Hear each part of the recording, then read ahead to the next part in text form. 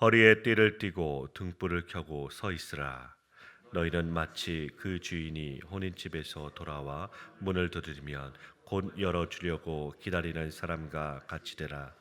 주인이 와서 깨어 있는 것을 보면 그 종들은 복이 있으리로다. 내가 진실로 너희에게 이르노니 주인이 띠를 띠고 그 종들을 자리에 앉히고 나와 수종 들리라. 주인이 혹 이경에나 혹 삼경에 이르렀어도 종들이 그같이 하고 있는 것을 보면 그 종들은 복이 있으리로다. 너희도 아는 바니 집주인이 만일 도둑이 어느 때 이럴 줄 알았더라면 그 집을 뚫지 못하게 하였으리라. 그러므로 너희도 준비하고 있으라. 생각하지 않은 때 인자가 오리라 하시니라.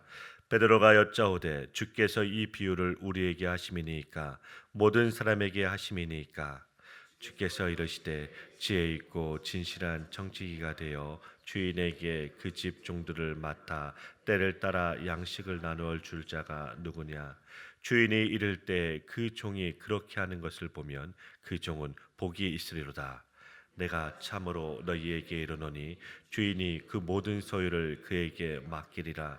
만일 그 종이 마음에 생각하기를 주인이 더디 오리라 하여 남녀 종들을 때리며 먹고 마시고 취하게 되면 생각하지 않은 날 알지 못하는 시각에 그 종의 주인이 이르러 엄히 때리고 신실하지 아니한 자의 받는 벌에 처하리니 주인의 뜻을 알고도 준비하지 아니하고 그 뜻대로 행하지 아니한 종은 많이 맞을 것이요 알지 못하고 맞을 일을 행한 종은 적게 맞으리라. 무릇 많이 받은 자에게는 많이 요구할 것이요 많이 맡은 자에게는 많이 달라 요구할 것이니라. 아멘. 예수님을 따르는 제자는 하나님의 나라를 위해 살아가야 합니다.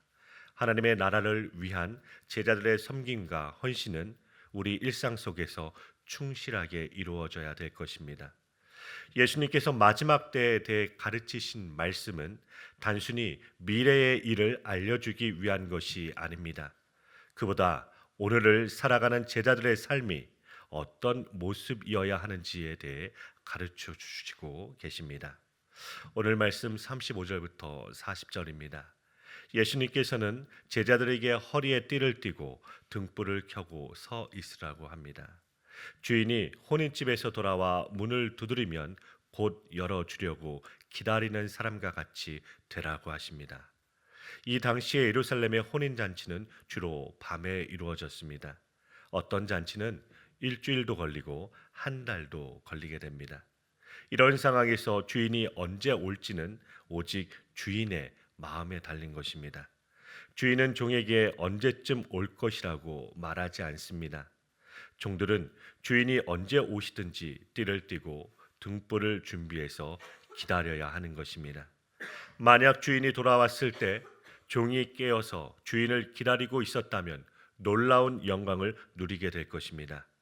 주인이 아무리 늦게 온다고 할지라도 복 있는 종은 깨어서 주인을 맞이할 것입니다. 하나님의 나라를 구하는 제자들은 어쩌다 한번 그렇게 순종하거나 나중에 순종하겠다는 태도를 보여서는 안 되는 것입니다.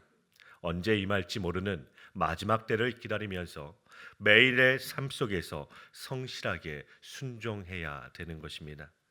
등불을 켜들고 어두워진 세상을 밝히 비추는 사명을 주인이 올 때까지 성실하게 감당해야 하는 것입니다. 만약 주인이 올 때 종이 깨어 있지 않으면 어떻게 되겠습니까? 45절부터 46절 말씀입니다. 주인이 늦게 오리라고 생각하고 종이 남녀 종들을 때리고 먹고 마시고 취합니다. 여기서 종이란 청지기를 말합니다. 또한 여기서 말하는 종은 주인의 집 재산을 다 담당하는 집사인 것입니다. 이들의 권세는 노예들을 마음대로 부릴 수 있는 것입니다. 이런 청지기가 종들을 때리고 먹고 마시고 있다면 생각지 않는 날에 주인이 와서 엄히 때리고 벌에 처한다고 합니다.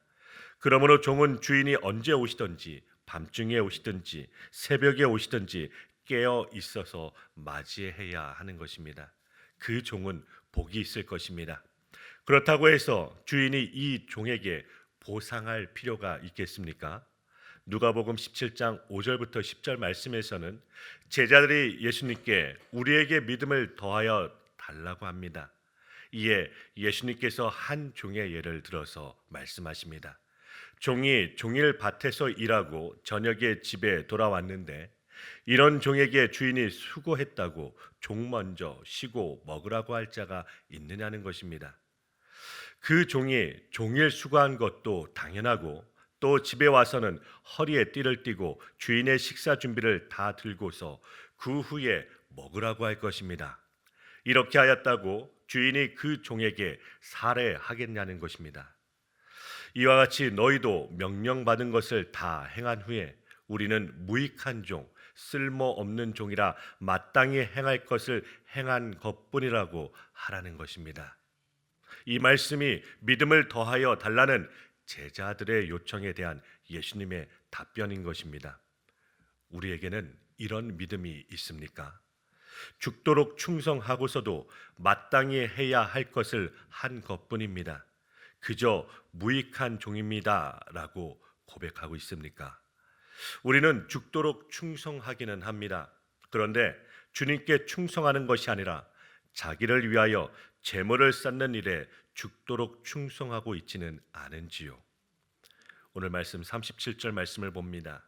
종들이 깨어 있어 주인이 언제 오시든지 문을 열어드리는 것이 지극히 당연한 일일 것입니다. 주인이 칭찬할 이유가 없는 것입니다. 죽도록 충성하고서도 무익한 종이라고 하여야 이것이 믿음입니다. 그런데 이런 종을 주인이 어떻게 대접하시는 것입니까? 주인이 띠를 띠고 그 종들을 주인의 자리에 앉히고 수종든다는 것입니다. 이런 나라가 세상에 있습니까? 요한복음 13장 1절 말씀입니다.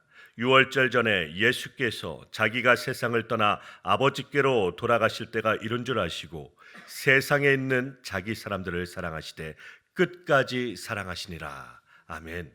예수님께서 돌아가실 때가 된 줄 아시고 자기 사람들을 끝까지 사랑하십니다. 그 끝까지 사랑하는 모습이 어떻게 나타납니까? 겉옷을 벗으시고 수건을 허리에 두르시고 제자들의 발을 씻겨 주시는 것입니다. 주님이 종이 되신 것입니다. 베드로 차례가 되자 제가 주님의 발을 씻겨야지 어떻게 주님의 저의 발을 씻기느냐고 거부합니다. 그러자 예수님께서 그러면 너는 나와 상관이 없다고 하십니다. 그러자 베드로가 놀라서 그러면 발만 아니라 온몸을 씻어달라고 합니다. 그때 예수님은 한 번 목욕한 사람은 발만 씻으면 된다고 하시면서 베드로의 발을 씻겨 주신 것입니다. 이것이 예수님께서 제자들을 끝까지 사랑하시는 모습입니다. 주인이 종의 발을 씻어 주시는 것이 바로 하나님의 나라를 이 땅에 펼쳐내시는 예수님의 모습인 것입니다. 그러시면서 제자들에게도 너희도 서로 이와 같이 하라고 말씀하십니다. 주와 선생이 되어서 종과 제자들의 발을 씻겼듯이 너희도 그렇게 하라고 하셨습니다. 하나님의 나라는 이런 곳임을 보여주신 것입니다. 41절부터 48절 말씀입니다. 이 비유에 대한 해석을 베드로가 예수님께 묻습니다. 이 말씀은 우리를 위한 것입니까? 모든 사람들에게 하신 것입니까? 여기에 예수님은 바로 즉답을 하시지 않으시고 다음에 말씀을 하십니다. 지혜 있고 진실한 청지기가 되어서 주인에게 그 집의 종들을 맡아 때를 따라 양식을 나누어 줄 자가 누구냐고 묻습니다. 사실 우리는 모두 다 청지기들입니다. 모든 것을 다 은혜로 받았기에 나의 것이라고는 원래 없는 것입니다. 내 것이라고 주장하는 것은 결국 청지기가 아니라 자기가 주인이라고 여기며 사는 불신앙인 것입니다. 여기서 때를 따라 양식을 나누어 주는 청지기의 일을 하는 것처럼 제자들은 구약과 신약의 양식들을 때를 따라 나누어 주어야 하는 청지기의 일을 하는 것입니다. 그러므로 선생된 자들이 더 많은 책임이 따르는 것입니다. 많이 맡은 자는 많은 책임이 따르는 것입니다. 자신이 가지고 있는 것을 가지고 하나님을 사랑하고 이웃을 사랑하는 일에 사용하라고 맡겨주신 것을 어리석은 부자처럼 자신을 위하여 쓰고 하나님께 부요치 못한 자의 모습이 바로 책망받을 자의 모습인 것입니다. 그러므로 주님 오시기를 기다리며 진실하고 충성되게 청지기의 직분을 감당하는 자들은 복이 있을 것입니다. 그들에게 주인이 이 모든 소유를 맡길 것입니다. 하늘나라의 유업을 받게 될 것입니다. 그러나 주인이 늦게 오리라고 생각하면서 먹고 마시고 취하여 있다면 생각지 아니한 날 알지 못하는 시간에 이 종의 주인이 이르러 엄히 때리고 신실치 아니한 자의 받는 벌에 처하게 하실 것입니다. 오늘 저와 여러분은 어떻게 살고 있습니까? 주님 오시기를 밤이나 낮이나 기다리고 있습니까? 주님은 우리에게 예비하고 있으라고 말씀하십니다.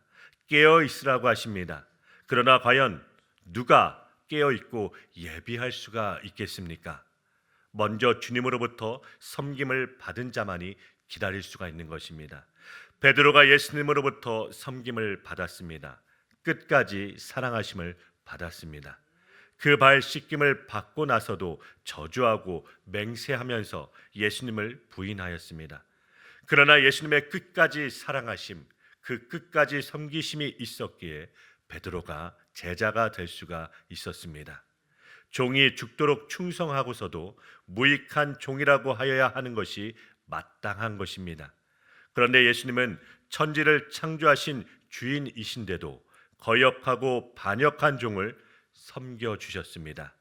단지 제자들의 발을 씻겨주신 정도가 아니라 끝까지 사랑하여 주셨습니다.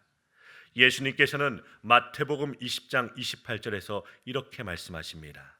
인자가 온 것은 섬김을 받으려 함이 아니라 도리어 섬기려 하고 자기 목숨을 많은 사람의 대속물로 주려 함이니라. 아멘. 사랑하는 우리 광명교회 성도 여러분, 마지막 때를 생각하는 것은 오늘을 어떻게 살아야 하는지를 알게 해줍니다. 예수님께서는 반드시 다시 오실 것이며 우리는 주님께서 우리에게 맡기신 일을 성실하게 감당해야 할 것입니다. 주님은 우리가 맡은 것을 신실하고 충성스럽게 감당했는지를 보실 것입니다. 그래서 주님께서 다시 오셨을 때 착하고 충성된 종아 잘하였다 칭찬받는, 사랑받는 우리 사랑하는 성도님들 되시기를 주님의 이름으로 축원드립니다.